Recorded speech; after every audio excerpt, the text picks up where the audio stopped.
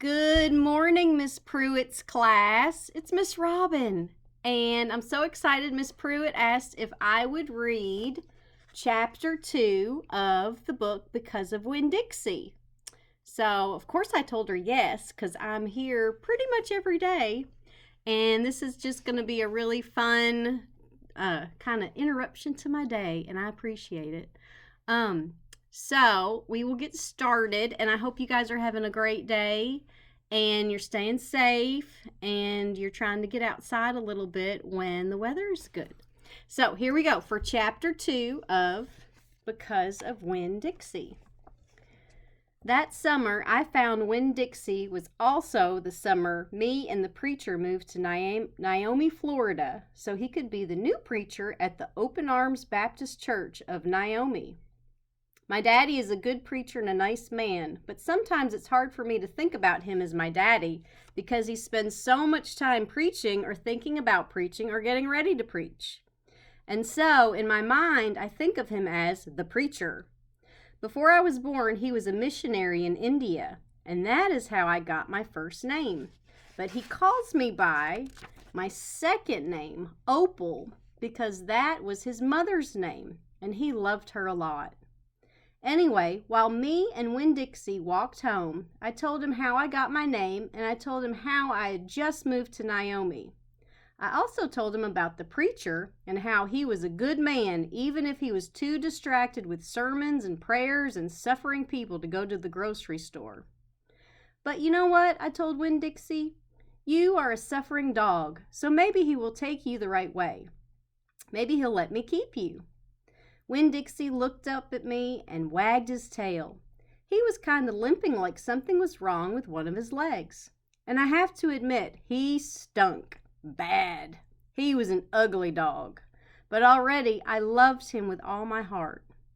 When we got to the Friendly Corners trailer park, I told Winn-Dixie that he had to behave right and be quiet because this was all an adult trailer park, and the only reason I got to live in it was because the preacher was a preacher and I was a good, quiet kid.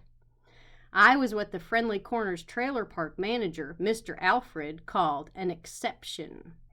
And I told Winn-Dixie he had to act like an exception too. Specifically, I told him not to pick any fights with Mr. Alfred's cats or Mrs. Detwild's little yappy Yorkie dog, Samuel. Winn-Dixie looked up at me while I was telling him everything, and I swear he understood. Sit, I told him when we got to my trailer, and he sat right down. He had good manners. Stay here, I told him. I'll be right back. The preacher was sitting in the living room, working at a little fold-out table. He had papers spread all around him, and he was rubbing his nose, which always means he's thinking hard. Daddy, I said. He said back. Daddy, you know how you always tell me that we should help those less fortunate than ourselves? He said, and he rubbed his nose looking around at his papers. Well, I said, I found a less fortunate at the grocery store. Is that right? He said. Yes, sir, I told him. I stared at the preacher really hard.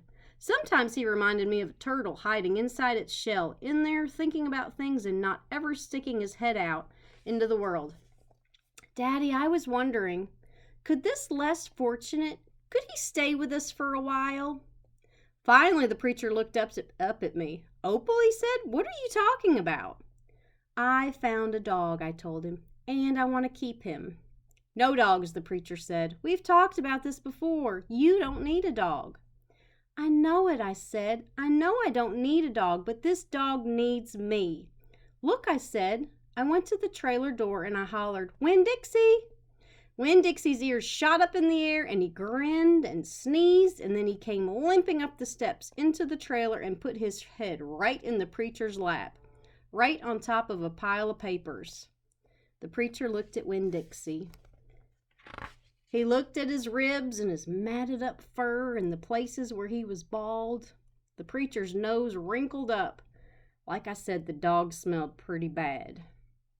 Winn-Dixie looked up at the preacher. He pulled back his lips and showed the preacher all of his crooked yellow teeth, and he wagged his tail, and knocked some of the preacher's papers off the table. And then he sneezed and some more papers fluttered onto the floor. "What did you call this dog?" the preacher asked. "Winn-Dixie," I whispered. I was afraid to say anything too loud. I could see that Winn-Dixie was having a good effect on the preacher, and he was making him poke his head out of his shell. "Well," said the preacher, "he's a stray if I've ever seen one." He put down his pencil, scratched Winn-Dixie behind the ears, and a less fortunate too, that's for sure. "Are you looking for a home?" the preacher asked in a real soft voice to Winn-Dixie. Winn-Dixie wagged his tail. "Well," the preacher said, "I guess you found one." Oh, that's sweet. So that was chapter 2. And here's the book. Because of Winn-Dixie, this sounds like it's going to be a really sweet book. I know my kids read it in 3rd grade, or their teacher read it to them, but I don't ever remember reading this book. So I hope you all enjoy the rest of it, and I hope you have a really good rest of your day, and we will talk to you soon. Okay, goodbye.